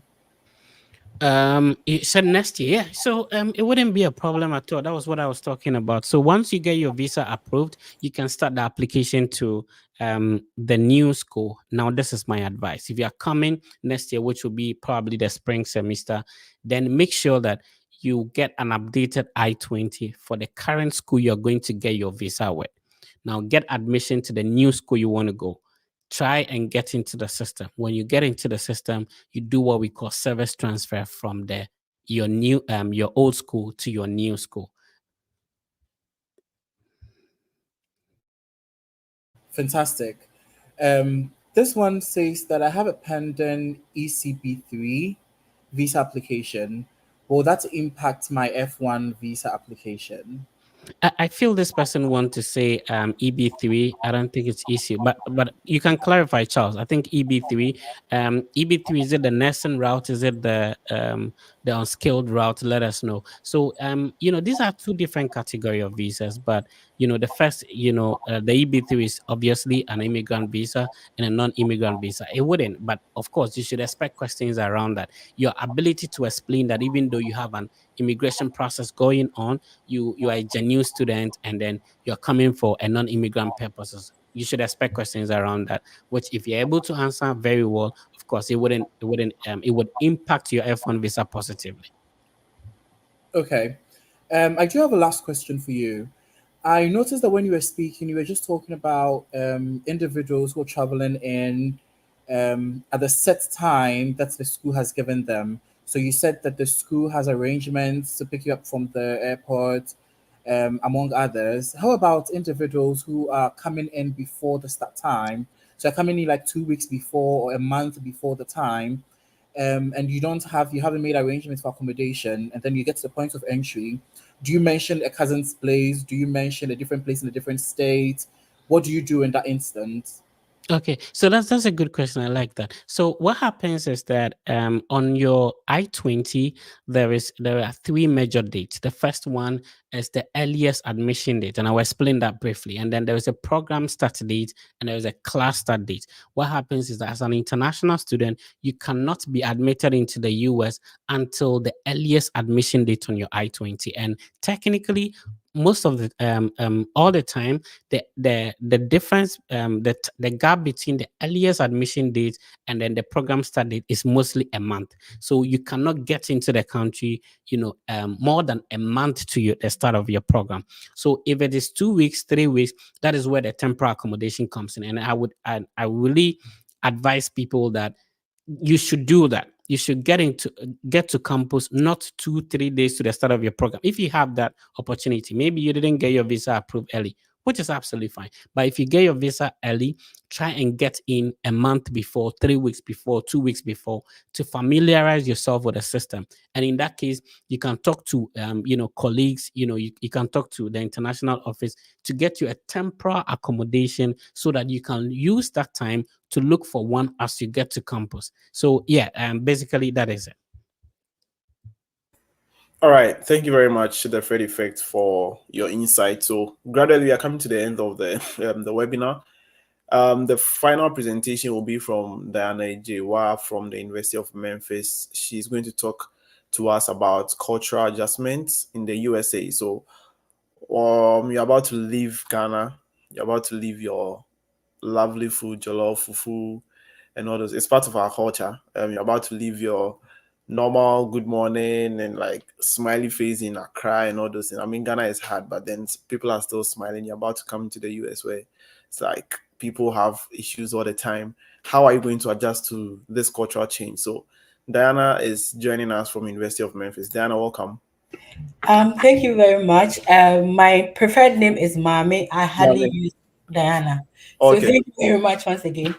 So if you are coming from Ghana or wherever you are coming from, you should know that you are coming from a different you are coming to a different region with different cultural background and everything. So make sure that you prepare your mind. Everything that you believe in, your entrenched beliefs, you have to make sure that you set them aside. So one thing that I would like all of you to know is that we have collectivistic culture and then individualistic culture. So here in America, it is individualistic. Ghana, we are very collective. So people care about each other. But here, I always say that our culture is very good because I came here and I realized that people don't really care about even their family members, extended family, they don't care about them. If you are in Ghana or you are coming from Africa and you are not well, people, your neighbors will come around to, visit you, talk to you, and make you feel all right, to make you feel that you have a community. But here, people don't really care about all these things. So make sure that when you get to the US, know that you are in a different place altogether. People don't really care about what happens to you. You might be here with your neighbor, but you wouldn't even know whoever lives next to you because they don't care.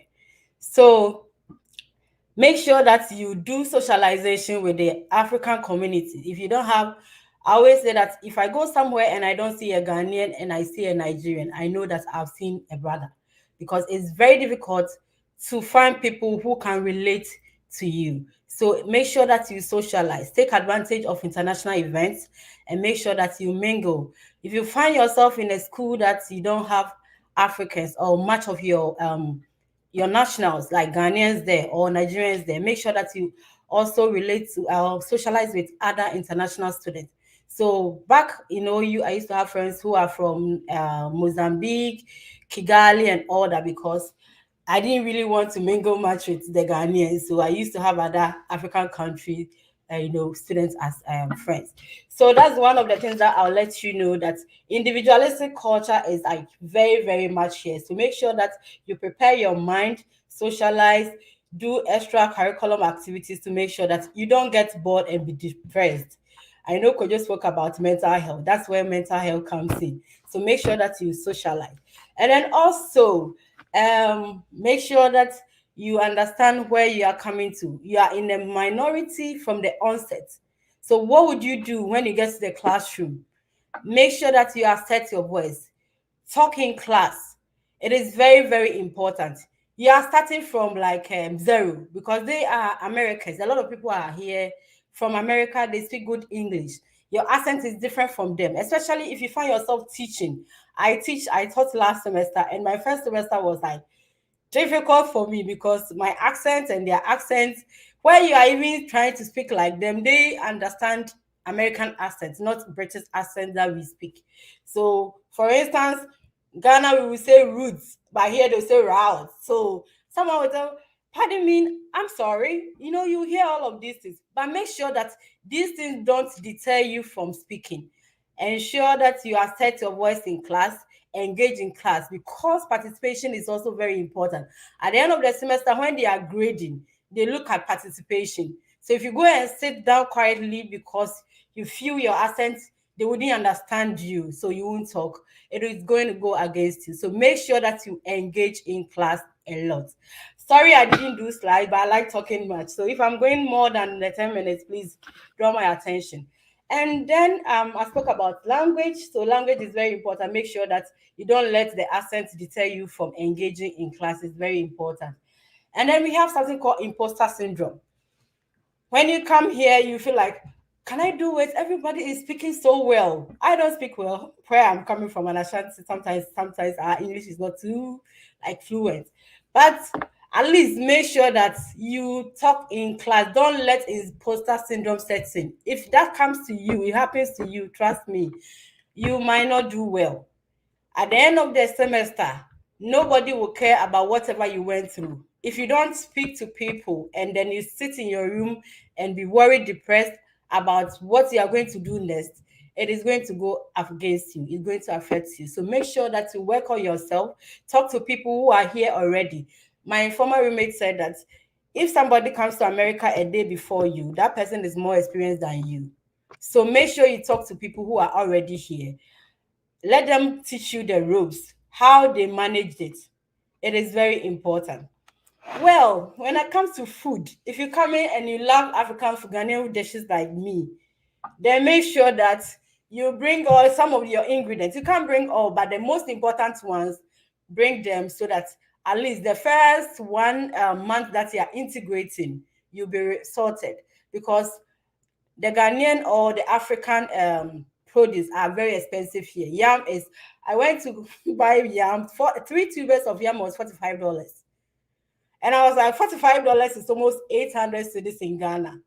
Can you imagine? So please, if you are coming and you love your Ghanaian dishes, then try to make sure that you don't come with plenty of clothing. Come with food instead, because with clothing, you might even get some later. You know, so try to get food stuff that you think you can manage before like the integration process. When you get, you know, familiar with the food here, trust me, someone can take you out and they will give you soup. You might not be able to eat this, take the soup, because it doesn't taste like Ghanaian soup. There's no pepper in it and all that. So make sure that you prepare yourself if you know that you can't take the food here. One of the things that I also like to tell you is about how you mingle with people. Like I mentioned, the cultural differences is very huge. So make sure that you become open-minded. Know what to say at a time and where you find yourself and what you talk about. Coming from Ghana, where we have our constitution, I mean, you know, the LGBT and all those things are abhorred in Ghana. Here it's not like that. Trust me, my first semester, I took a class in family and gender, family and child relations, and we used to talk about gay parenting. I write my research and I'm like, God, you know what I am writing is not what I believe in. But I don't know who is going to grade me. So please forgive me, because I need my A. So I can't just write whatever beliefs that I have over here. So be open-minded. Don't say that because you are coming from Africa, you don't like do all these things. No. Stay positive. Embrace different cultures. Don't speak what is on your mind if you think you are not too sure. Otherwise, someone could even report you. So please, all the beliefs that we have. And then one thing, someone will say, I am a feminist. Well, I am proud about it. The paternalistic attitude that we have back in Ghana, where we think men are the head and they are supposed to do everything. Please pocket them for now. Make sure that you don't come with all these entrenched beliefs that you are a man, you don't do this, you are a guy, you don't do that, and all that. You are coming to a different terrain. So come with a different mindset. Leave those ones aside. Maybe when you travel back to Ghana, well, but for now, make sure that you stay positive, open-minded, so that you don't come and infringe on someone's rights or even offend someone by your utterances. We all know how Ghana we are, and here is a different place. So make sure that you stay positive and open-minded. Where you have any issues in terms of culture, I don't know who your advisor is going to be, but try to also talk to your advisors. They sometimes help. Some of them are very, very helpful.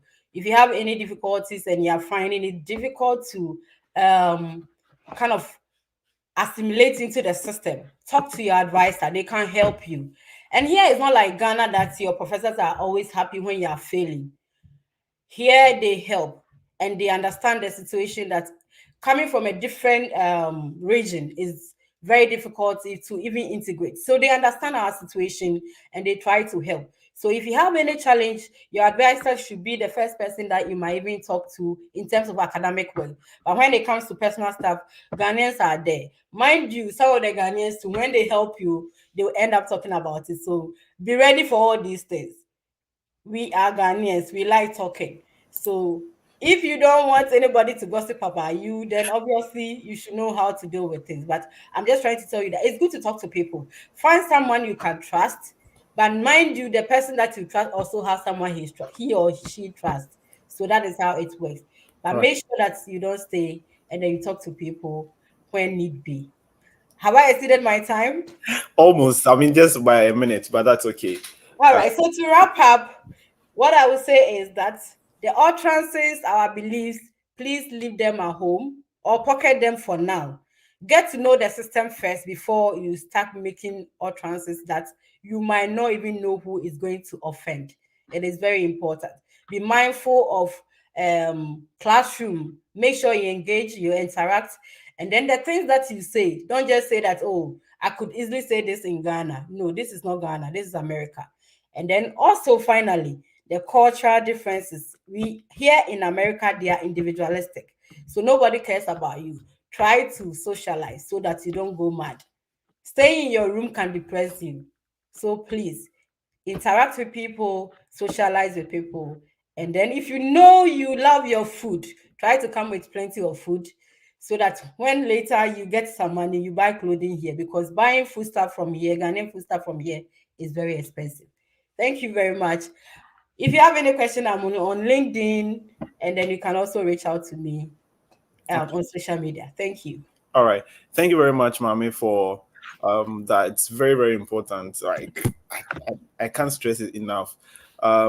But there was one question. I think the person sent it to me behind closed door. He said, when you're talking, he said you had a lot of African friends from Mozambique and other places because you didn't really want to associate with Ghanaians. She wanted to know if there is any reason for that. Oh, like I mentioned, we like talking, and someone you trust, a Ghanaian friend that you trust, might have the person might also have someone that they also trust. So you divulge information to someone, and the person also talks about to someone about it. I mean, wherever we find ourselves, and we have plenty of Ghanaians, trust me, I'm very straightforward. We have a lot of gossip ongoing, like, so be just very careful about how you divulge information to people. That's why I'm very careful. I hardly socialize like that because of all these things. But it's just about gossips and then hearing things about you that are not true. That's all. Oh, okay. All right. Thank you very much. So if you have questions, I think this will be the last presentation. The remainder of the time, like 7-10 minutes, is going to be for just questions and answers. So I'm going to highlight some of the questions that were not answered so far, so that we can try and answer them. If you have a question, you can type it in the chat box, or you can join the link over there. We'll add you to the stream so that you can ask the question directly. So there was a question I wanted to highlight. Sorry, guys, I'm coming. It was about DS160. I don't know if I saw it. This one says, please, if you submit your DS-160 form online a day before your interview, will it affect you? I mean, anyone in the stream, I know you all have experiences with this. If you want to answer it, if Fred is here and you want to answer it, you can answer it for us.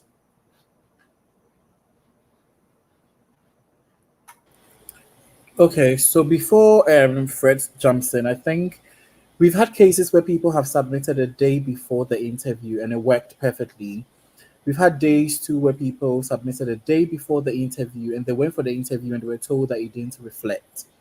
So we always tend to tell people to please submit like 72 hours before your interview date, which is like 3 days before the day.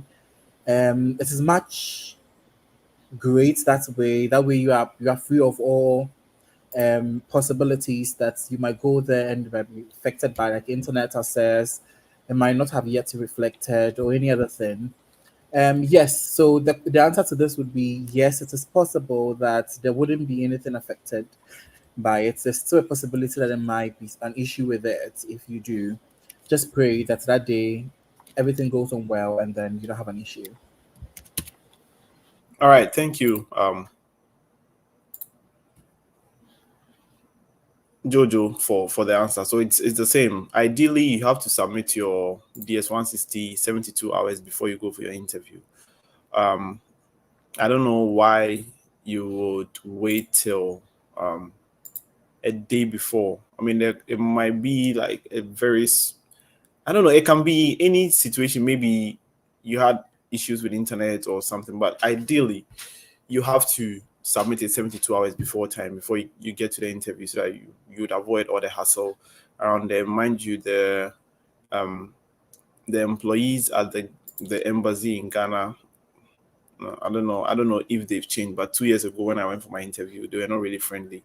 So you wouldn't want to engage in any back and forth with them on this situation. All right. Okay, and there is another question here. If I have a medication which was prescribed to me by a doctor, can I place it in my luggage that will go under the cabin? Okay, so if you have the doctor's prescription, yeah, then you can keep it anywhere. If it's not liquid, then you can keep it in your carry-on luggage or your backpack, or you can also go if it's not something that you really need urgently whilst you're on the plane or whilst you are transiting through different cities or different countries, then it can be in your checked-in bag, which is the one that will go under the plane or the boot of the plane or the trunk of the plane, whatever they call it. But I know medications are things that you would want to keep on you anytime, just in case of any situation at all. So if it's not something liquid, if they are like tablets that you can keep on the cabin with you, then take it along. And once you have the doctor's prescription, I mean, I don't think I took any prescription for the first aid drugs that I brought, malaria drugs and stuff like that. But if you have the prescription, then that's good. Mommy, you want to say something? Yeah, so for the medication, I recently went to Ghana. They gave me medication, and I think it had a lot of narcotics in it. So they kept like asking about it, where it was coming from. Almost all the stops that I did, they checked it. So to be on the safer side, it's better to put it in your check-in bag so that once it goes down there, you wouldn't have to struggle with it again. Otherwise, wherever you find yourself, you might not know the content. If there are narcotics in it, they'll be asking you questions about it. So to be on the safer side, I think it should go into the check-in bags. Okay. All right. Thank you very much for that experience. I mean, yeah, it's really good to get such experiences. Okay. Is there any other question? If not, we have just 2 minutes. Okay. I really like to thank our presenters for today, Mieza, Jeff, Stephanie, The Fred Effect, Mame, Joseph, who helped me with the moderation, and Gideon Asante. Thank you all for joining to share your insights with our friends who are coming in this year. I think we have one final question here. Can someone apply for a job outside campus or another state while on F1? Can you be allowed to change your status? Yeah, sure. If I could respond to that, you can definitely do that. And personally, I have a lot of friends who were able to do that. So what happens is that you can just apply for the job, and if the job gives you, for example, an H-1B, you have to wait until the H-1B process is successful. Then you can leave the F1 status to now go and work for the company. So I know a lot of my friends on PhD who, after maybe a year or 2 years of their program, they got a job, and so they left to pursue that career. All right, thank you very much, Fred, for that answer. So I think it answers it, Joseph. Wait, Derek, sorry. So you can always apply for jobs outside. You can use your CPT, OPT, H-1B, whatever it is that would work for you. But just make sure that at every point in time, you are not breaching any rules or law. Yeah. And there was a private chat. Yeah, okay. So one Guido wanted to say, I wanted to add a little to what Jeff discussed with regards to legal issues. Some people assume that as F1, because you can work for not more than 20 hours on campus, some people decide to take on other campus jobs together with their GTA or RA. There have been instances like that, and it's risky. The GTA or RA is already up to 20 hours. They may see a lot of on-campus employment and may decide to apply because their stipend is not enough. Yeah, that's a very good point, because I don't know whether it was last year or somewhere that there was this message circulating around social media about a student who was being asked to leave the US from East Tennessee State University. I don't know.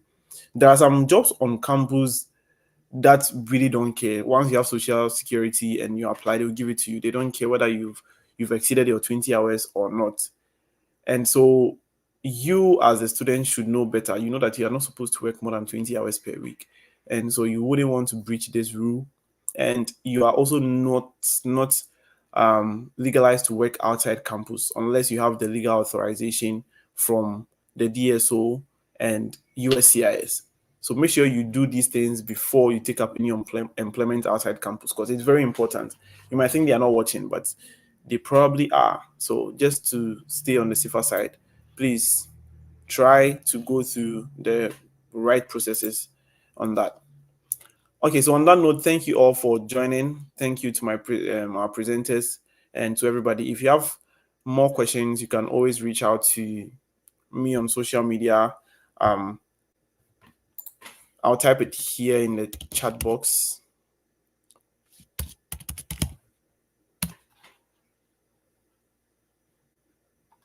Yeah, that's for X and Instagram and LinkedIn.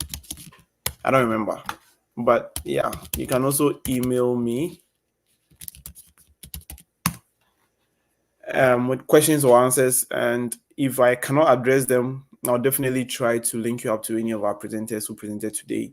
And yeah, thank you also for joining, and have a good evening, everybody.